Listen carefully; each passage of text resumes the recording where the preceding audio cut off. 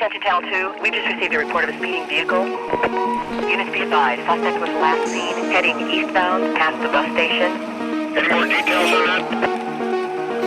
We don't have a clear description of the vehicle at this time. Stand by.